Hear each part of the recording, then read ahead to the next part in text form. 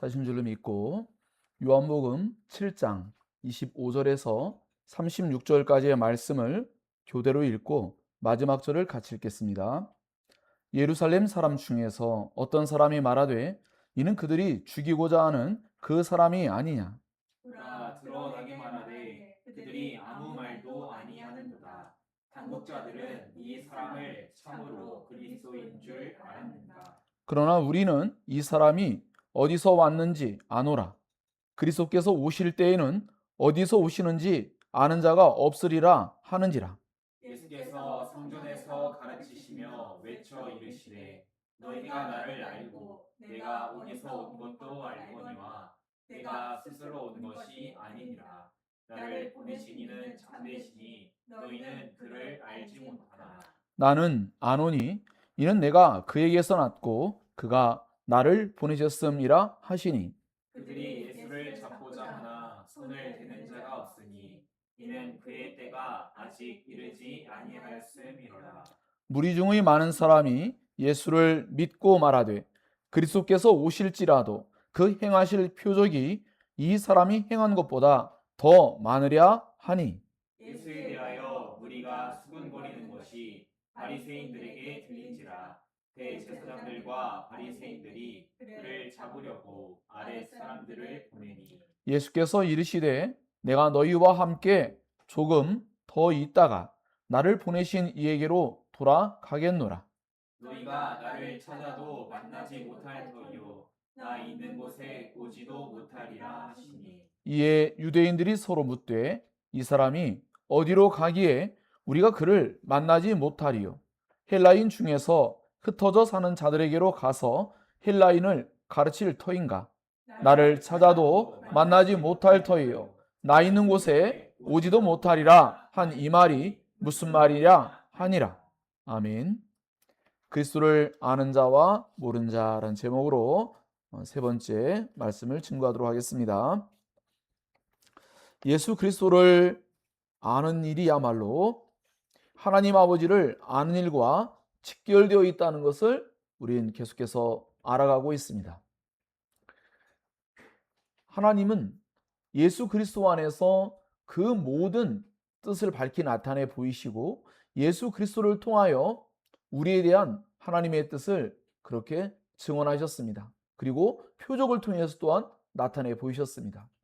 그러므로 예수 그리스도가 아니라면 도대체 어떤 사람이 그리스도가 될까라고 할 정도로 예수께서 하신 행위는 너무나 명백했습니다. 예수의 가르치심은 너무나 명백했습니다. 만약에 정말로 그리스도란 존재가 온다고 해도 예수님보다 더 나을 것이 없을 만큼 너무나 엄청난 일들을 행하셨음으로 인하여 예수님이 그리스도가 아니라고 부정하는 것이 불가능할 정도였습니다. 그러나 그럼에도 불구하고 이렇게 예수님을 참되게 알려고 하지 않고 그 말씀을 받아들이지 않을 때 예수님을 적대하는 행위가 나타나기 시작했습니다. 예수님을 죽이려고 하는 그 종교 지도자들의 그 악한 계획은 멈추지 않습니다. 이미 죄로 말미암아 지배당하고 있는 그들은 예수께서 어떠한 기적, 어떠한 말씀을 증언해도 그들에겐 더 이상 들려오지 않습니다. 그들은 영적인 귀머거리 상태에 있습니다. 오늘 우리에게도 우리의 욕심을 따라 살고자 할 때에 주님의 말씀이 들려오지 않습니다. 주님의 말씀에 귀를 기울이고 하나님의 뜻대로 살고자 하는 진정한 마음의 생각이 있을 때에만 우리가 비로소 하나님 말씀이 능력 있게, 권위 있게, 또 사랑으로서 다가옵니다. 그런데 우리의 마음에 탐심이 찾아오고 우리의 마음에 내 생각과 내 뜻, 내 이익을 위해서 나 편한 대로 그렇게 신앙하고자 할 때에 하나님 말씀은 더 이상 효력이 나타나지 않습니다. 그것은 하나님께서 능력이 없는 것이 아니라 바로 우리의 악함 때문이라는 것을 성경은 우리에게 계속해서 강조하고 있습니다. 그들이 듣지 못함은 예수님께서 은혜를 주지 아니함이라기보다는 그들의 악함이란 걸 성경은 강조하고 있습니다. 그렇기 때문에 우리가 하나님 말씀을 들을 때에 그 말씀을 순종하고자 하는 마음으로 듣는 일, 이것이 너무나 중요한 것이죠. 그래서 예수님은 이미 마태복음 13장에도 증언한 바와 같이 천국의 비유도 말씀하시며, 더 나아가 예수께서 그 하나님 말씀을 뿌리는 일에 있어서 밭의 4가지 비유를 들어 말씀할 때에 마지막 밭에만 열매를 맺죠. 나머지 모든 말씀들은 때로는 그 말씀을 즐거워할지라도 그 말씀이 열매 맺지 못하는 것은 그 말씀을 순종하고자 하는, 하나님 말씀을 순종하고자 하는 마음이 없을 때 결국은 열매를 맺지 못하고 세상의 수많은 이익과 염려와 수많은 세상의 것들로 말미암아 그 말씀이 가로막혀서 결국은 엉겅퀴와 가시와 같은 힘있게 다가옴으로 말미암아서 결국 열매를 맺지 못한다라는 것이죠. 마지막 밭에 비유해 있는 사람, 그 사람만 열매를 맺습니다. 하나님 말씀을 듣기만 한 자가 아니라 하나님 말씀을 진정으로 지키고자 하는 마음. 여러분, 예배가 맞춰졌을 때 내가 이 말씀을 이번 주에 이렇게 실천하리라고 계획을 세워야 되겠죠. 여러분의 삶을 살아가면서 정말 너무나 부끄러운 비유들이 많습니다. 다이어트를 하든지 누군가 어떠한 무언가를 여러분이 이익되고 좋은 것이라면 여러분 계획하지 않습니까? 그것을 위해서 준비하지 않습니까? 내일 누구를 만난다면 여러분은 어떻게 치장하고 머리를 어떻게 깎고 또 어떻게 화장하며 어떤 옷을 입을 거며 이런 모든 걸 계획하지 않습니까? 우리가 하나님의 말씀을 순종하고 실천하고자 할 때에 계획이 없다면 이미 순종하고 실천할 의도가 없다라는 것입니다. 의지가 없는 것이죠. 우리의 마음속에 진정으로 어떤 무언가를 이루고자 한다면 여러분은 분명히 시간을 먼저 계획하게 될 것이고 그 시간 안에 어떻게 할 것인가 구체적인 계획을 세우게 되어 있습니다. 여러분이 하나님 말씀을 지키고자 구체적인 계획이 있는지, 우리 기도도 마찬가지죠. 기도 제목을 내보세요 라고 하면 구체적인 기도 제목이 없는 사람이 너무 많아요. 막연해요. 기도하지 않는다는 뜻입니다. 기도하는 사람은 구체적입니다. 내가 원하는 대로 하나님께 얻어내려고 해서 구체적인 게 아니라 하나님께 기도하다 보니까 점점 구체적이 되는 거예요. 때론 필요 없는 것들은 제거하고 원하는 것들은 갖추어 가고, 시간도 자기의 날마다 일상 가운데 어떠한 특정한 시간을 자기가 낼 것을 구체적인 계획을 갖고 있어요. 기도할 시간을 계획하는 거죠. 그러나 기도할 마음이 없는 사람은 애초에 바쁘다는 핑계로 기도할 시간을 만들지 못합니다. 이것은 매우 중요합니다. 우리의 마음에 과연 어떠한 의도로 그리스도께 접근하느냐, 정말로 그리스도의 말씀을 실천하고자 하느냐, 아니면 듣기만 하는 자인가 라고 생각해 보아야 합니다. 일주일의 삶을 살아가면서 내가 이번 주에 이 말씀을 순종해 보리라, 이 말씀을 실천해 보리라, 내가 이번 주에 그리스도를 아는 일에 최선을 다해 보리라, 이번 주에 내가 예수님과 한번 깊은 교제를 나눠보아야겠다, 예수께서 왜 이렇게 하는지 한번 이것을 생각하고 묵상해 봐야겠다, 나의 삶 가운데 과연 그리스도와 함께 한다는 건 무엇인가 깊이 생각해 봐야겠다. 오늘 여러분이 찬양한 것처럼 정말 성령이 임한 사람들만 하나님 나라를 꿈꿉니다. 성령이 임하지 않으면 여전히 세상 나라의 사람입니다.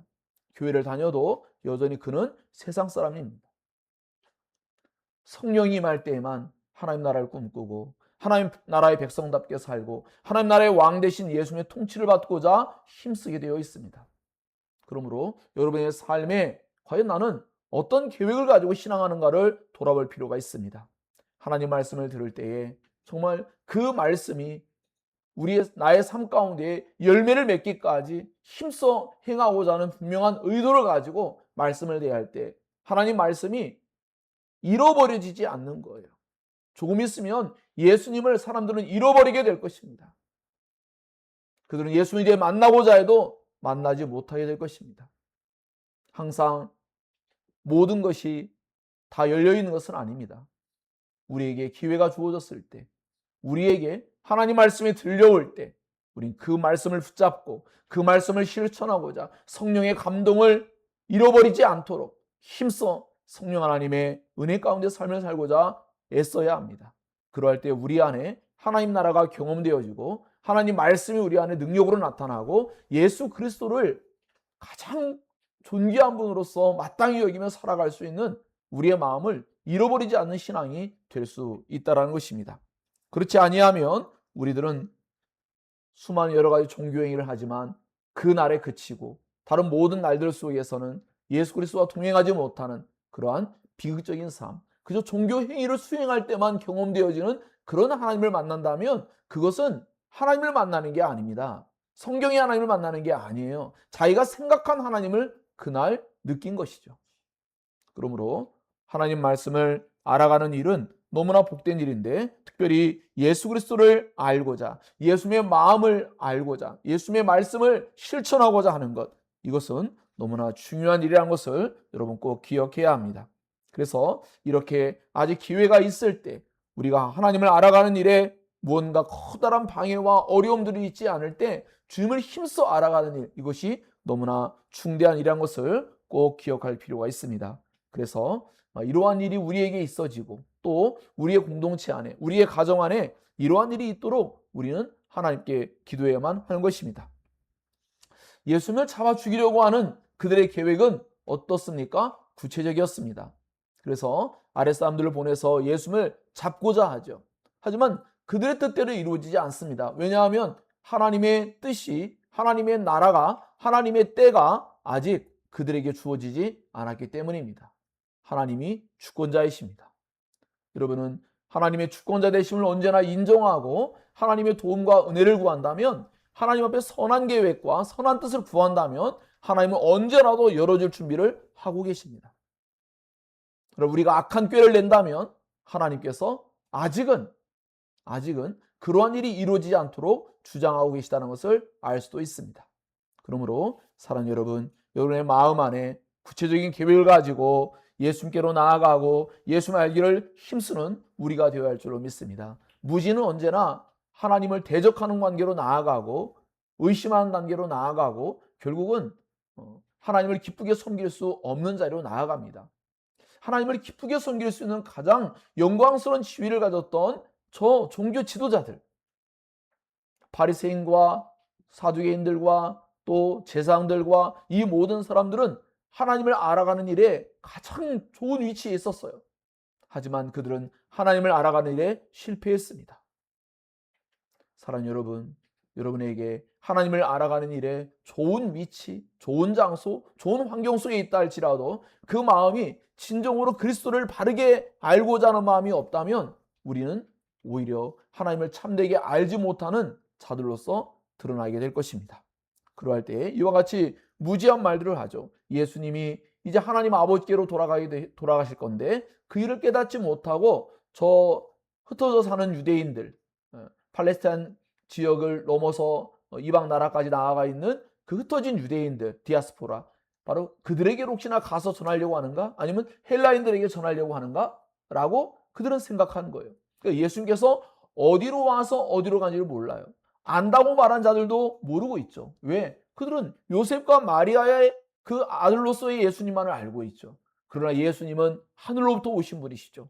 예수께서 친히 말씀하신 것처럼 하나님 아버지께로부터 나오셨고 우리에게로 오셔서 친히 우리의 구원을 위해서 이 땅에 사시다가 이 땅에서 십자가의 대속의 죽음을 통하여 우리의 죄에 대한 죽음을 죽으심으로 하나님의 모든 진노와 심판을 다 받으시고 우리의 죄에 대한 문제를 완전히 해결하신 후에 예수는 친히 3일 만에 부활하시고 그 40일 동안 이 땅에 부활의 영광을 나타내신 후에 그리고 하늘나라로 이제 들려 올라가시게 됩니다.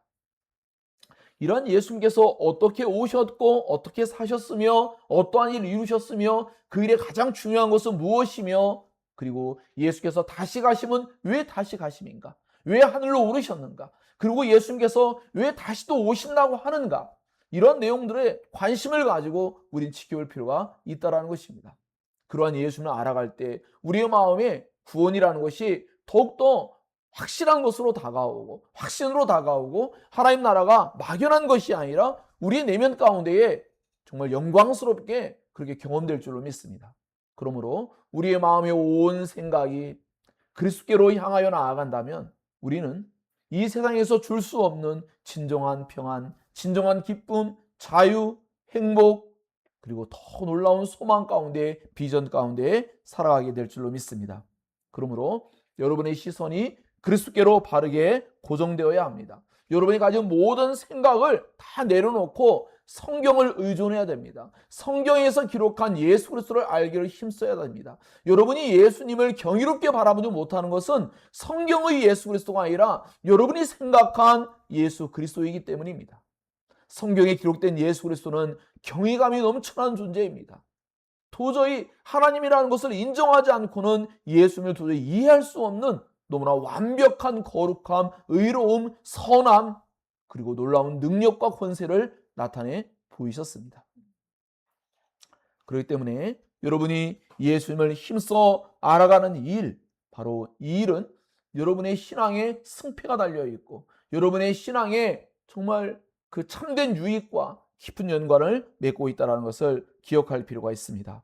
오직 성경에 계시된 예수 그리스도만을 아는 일, 이것이 우리가 해야 될 가장 중대한 기준점이며 예수 그리스도와 분리된 기독교는 존재하지 않습니다. 여러분이 진정한 기독교인이 되려면 여러분은 철저하게 예수 그리스도를 알아야 됩니다. 예수 그리스도를 알지 못하면 그것은 알지 못하는 영역은 결국은 기독교가 아닌 영역이 되고 마는 것입니다. 그렇기 때문에 여러분 마음속에 예수님께서 행하신 모든 일들, 예수께서 가르치신 모든 말씀들, 이 모든 것을 바르게 알아가는 일을 힘써 나아갈 때에 사도 바울의 고백처럼 예수 그리스도를 아는 지식이 가장 고상하고 그 나머지 것들은 비교를 해보니까 어때요? 이것은 배설물에 불과할 정도다. 얼마나 엄청난 현격한 차이를 보이지 않습니까? 이것처럼 여러분 내면 가운데 예수를 아는 지식이 가장 고상하다는 이 사도 바울의 이해에 도달하기까지 힘써 그리스도를 알아가야 됩니다. 여러분의 마음속에 세상에 있는 모든 지식이 우리가 배타적으로 보아서 다 쓸모없는 거야, 이렇게 보자는 게 아니에요. 이 의미는 예수님과 비교하니까 그렇다는 거예요. 세상에 있는 모든 지식은 우리에게 필요합니다. 우리는 그런 것들을 사용해야 되고 활용해야 되고 발전시켜야 되고 그렇습니다. 그러나 예수를 아는 지식과 비교할 때는 도저히 비교 불가할 정도로, 그것이 오히려 우리가 하나님께로 나아가는데 해가 될 정도로 불순물이고 마땅히 버려야 되고, 예? 여러분 누가 똥을 간직하는 사람이 있습니까? 마땅히 버려야 할 것으로 여길 정도로, 그 정도로 예수를 아는 지식이 너무나 엄청난 것이라는 것을 사도 바울은 경험했습니다. 그러므로 사랑하는 여러분 마음속에 예수를 알아가는 그 일을 힘써 나아갈 때에 그 지식이 단순히 이번 주에 이만큼 알았어, 이런 것이 아니라 여러분 내면 속에 정말 이 세상 모든 것들과 비교할 때 예수를 아는 지식이 여러분에게 경이롭게 다가와야 됩니다. 그렇게 주님을 알아가는 일에 힘써야 됩니다. 그렇게 알아가기까지 예수님께 집중해야 합니다. 그렇게 주님을 알아가기에 힘써야 합니다. 우리 그 지성이라는 것이 그렇게 간단하게 굴복되지 않습니다. 그리고 우리 지성의 힘이라는 게 그렇게 대단하지 않습니다. 성령 하나님의 은혜가 없이는 예수님을 그러한 존재로 알 수가 없습니다. 여전히 피상적으로 알 수밖에 없고, 여전히 예수를 안다고는 하고 있지만 그분을 사랑하지 않고 경배하지 않고 찬양하지 않습니다. 그분을 진정으로 찬양하고 경배하고 그분을 위해서 자신의 전 존재를 기꺼이 내어드리고 그분을 위해서 여러분이 가진 모든 것을 언제나 마땅히 드릴 수 있는 그런 마음의 상태까지 나아가는 일, 그것이 바로 예수님을 안 사람의 태도입니다. 여러분이 주님을 진정으로 알고 있는가? 그것을 깊이 생각하시면서 오늘의 이 말씀 속에 우리는 결론부에서 정말 그리스도를 아는 자인가? 우린 누구인가? 성경은 끊임없이 그리스도는 누구인가를 증명하고 있습니다. 그 그리스도를 정말 참되게 아는 사람들은 그리스도를 위하여 자신의 전 존재를 기꺼이 헌신하였습니다. 마땅히 헌신하였습니다. 여러분이 그리스도를 진정으로 아느냐? 더 나아가 그리스도와의 진정한 교제가 있느냐? 여러분이 안다고 했지만 주님이 모른다면 어떻게 할 것인가? 깊이 생각해야 합니다. 주님을 진정으로 알기에 힘써야 됩니다. 그러할 때 여러분에게 그 기독교의 구원이라는 것이 막연한 것이 아니라, 미래적인 것이 아니라 현재 가운데 능력 있게 가장 행복한 것으로, 가장 영광스러운 것으로, 가장 선하고 의롭고 거룩한 것으로 다가옴으로 말미암아 바로 그것을 누리고자, 그것을 기쁘게 사람들에게 나타내 보이고 그들에게 증언할 수 있는 그러한 진정한 예수 그리스도의 제자된 삶을 살게 될 줄로 믿습니다. 결론을 맺겠습니다. 모든 그리스도인들은 그리스도께로 언제나 돌아와야 합니다. 예수 그리스도를 만나는 일, 예수 그리스도를 만나는 그 은혜가 우리에게 늘 경험되어야 합니다. 그리스도를 진정으로 안다면 우린 끊임없이 그리스도께로 돌아와야 됩니다. 왜? 하나님 아버지께서 이끌지 아니하시면 그리스도께로 올 수가 없죠. 일주일의 삶을 살아가도 하나님의 은혜가 없는 것은 그리스도를 알려고 하지 않는데 그 모습이 드러나 있습니다. 우리의 모습이 그렇습니다. 우리의 이 예배가 바른 예배가 되느냐는 바로 그리스도를 아느냐의 모든 것이 결정됩니다.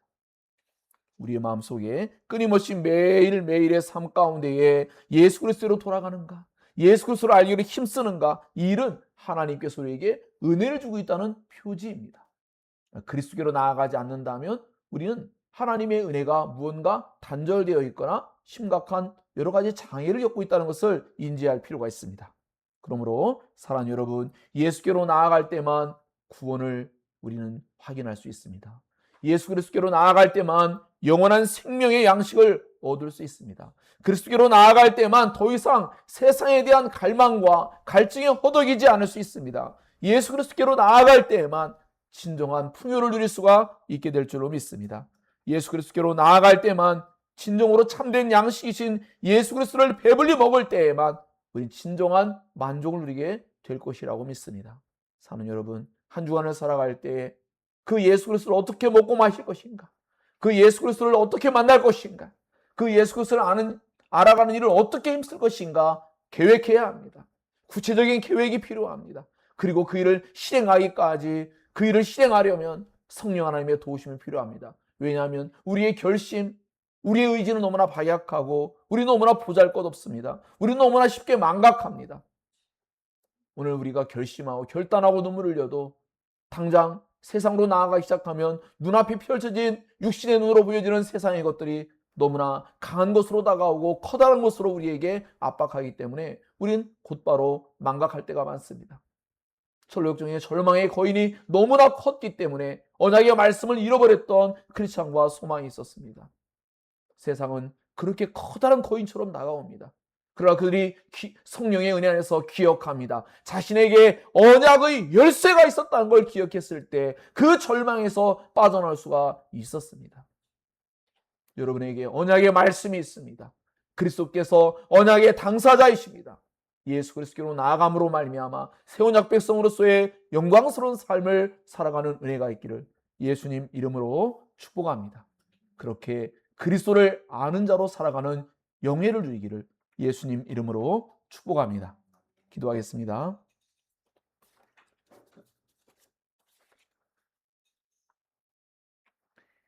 들은 말씀을 기억하시고 정말 이번 주 한 주 내내 여러분 분명히 계획이 있죠. 이번 주 일어날 여러분의 삶의 플랜이 있습니다. 어떤 날은 무엇이 있고 어떤 날은 일찍 끝나고 어떤 날 누굴 만나고 수많은 계획이 있지 않겠습니까?